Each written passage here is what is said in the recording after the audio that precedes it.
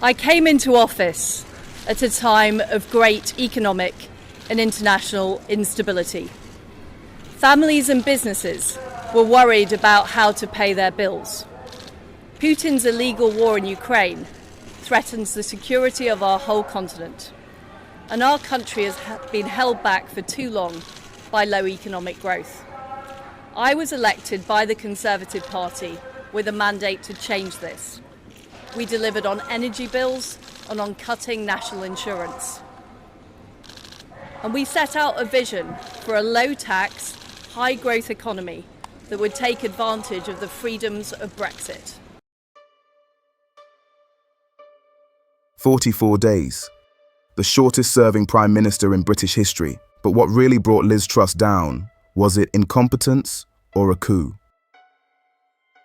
Before the headlines, before the politics, there was Mary Elizabeth Truss, a child of the 70s, born in Oxford to parents who sang protest songs and believed in change. Her father taught mathematics, her mother worked as a nurse and marched for disarmament. Politics lived in the house. It filled conversations long before she ever studied it.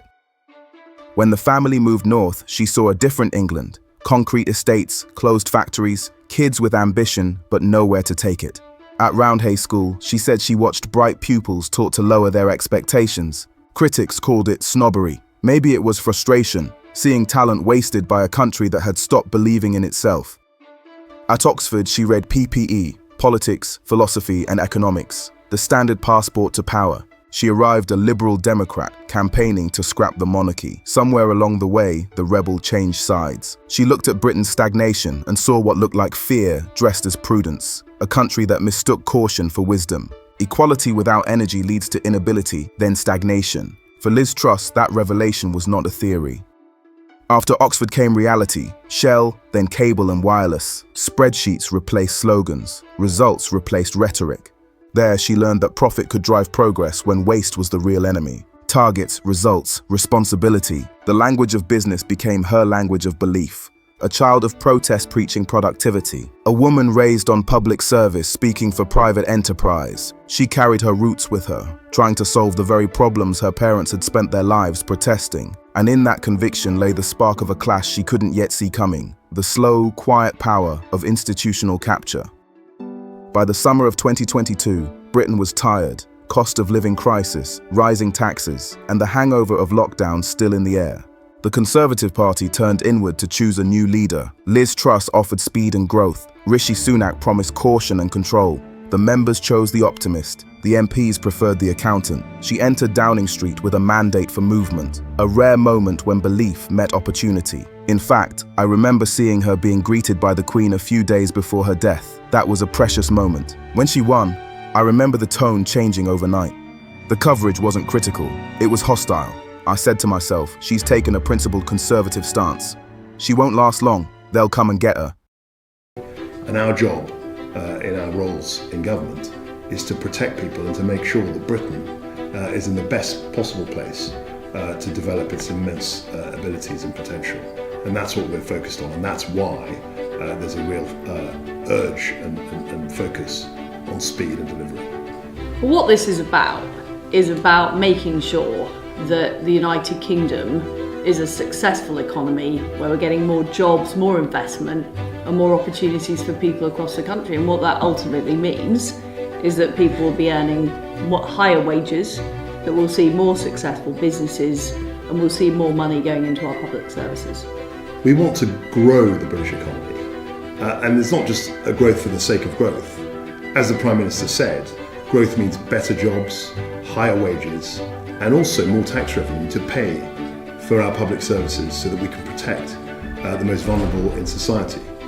What we can't do is simply tax ourselves to prosperity and keep raising taxes indefinitely. Then came the silence, a few days when the loudest critics went quiet.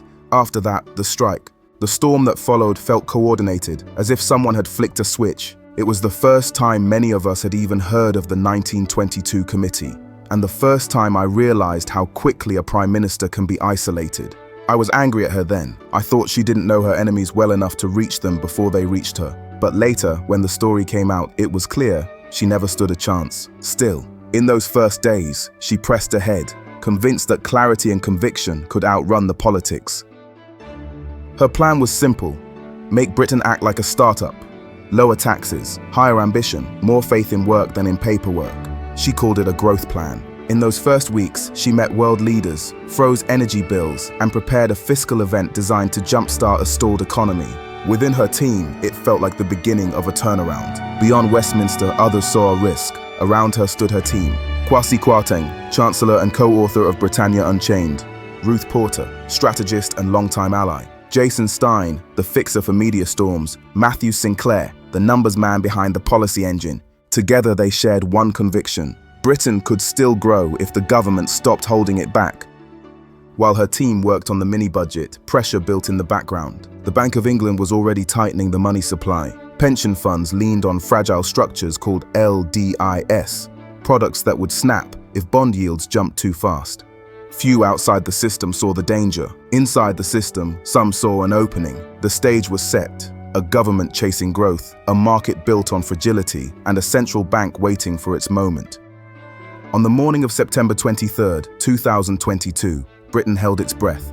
The plan was ready, the vision clear: tax cuts, investment, and a message to the world that Britain was open for growth again. No one in Downing Street knew that within days, that same vision would be turned against them. The markets didn't collapse on their own, they were pushed. Friday, 23 September, Kwasi Kwarteng delivered what he called a growth plan. There were no surprises, yet within minutes, headlines screamed collapse. The pound didn't fall, it returned to where it had been. The markets didn't panic, they adjusted. Then someone accelerated the movement. 3 days before the budget, the Bank of England quietly reduced liquidity to pension funds. Within hours, the bank that had tightened the noose stepped forward to save the system it had just strained. By Monday, the story was set. The mini-budget crashed the economy.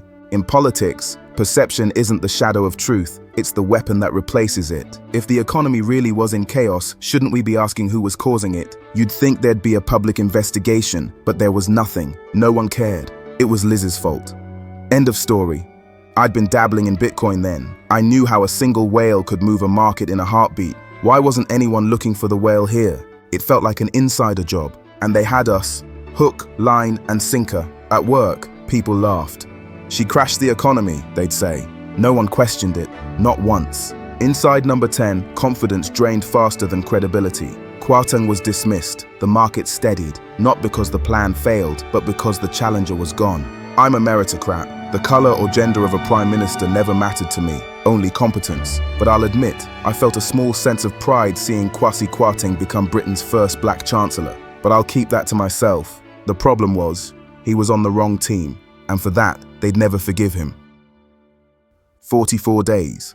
The shortest-serving prime minister in British history, but her downfall wasn't chaos, it was choreography. They removed the one person who tried to make change: the bank, the media, the party machine, each claiming they were saving the nation. She didn't just lose office, she exposed the order. When the dust settled, the same people who warned of collapse quietly resumed control. The system had protected itself, again. When it was over, the silence felt heavier than the noise that came before. The same faces who warned of collapse congratulated each other on restoring order. But nothing had changed, except who was in charge. Stability came at a cost. Growth flatlined, taxes climbed, public services slowed to a crawl. To understand how the order restores itself, it helps to know people like Mark Carney. During his term, he guided monetary policy through Brexit. Ever wondered what happened to that? When Liz Truss tried to reset Britain's course, Carney wasn't in office anymore, but his fingerprints were still on the system. In interviews, he accused them of undermining Britain's economic reputation. The markets listened, the press followed, and suddenly, credibility meant obedience. After London, he moved upward, or outward. Now he's the Prime Minister of Canada, a global figure who's gone from managing money to managing nations. This is the world we're up against, the same circle of influence, shifting between nations, boards and banks, always above accountability, always speaking the language of stability. And how many of these remain nameless? The global elite doesn't need borders, they already have the system. Liz Truss re-emerged, defiant. She forced a question that still hasn't been answered. If an elected government cannot change direction without permission from its financiers, its central bank or its press, then who really governs Britain? The pound is steady, the markets are calm. and Britain remains exactly where it was, stability restored, momentum removed. So that's how it happened. Not with chaos, but choreography. Liz said, "Let's move." And the system, like Carol Beer from Little Britain, replied, "Computer says no." The Jeffreys at Whitehall got their way again, and the forward momentum stopped, neatly filed under stability. And somewhere across the desks and newsrooms, the story wrote itself. One prime minister too fast for a country built to stay still. But what if she was never the malfunction? What if she was the test that showed us the code was already broken? If that thought landed with you, share this video. Leave a comment. Tell me what you see that others don't. And subscribe if you want to follow the next one, because the next curious case might already be loading.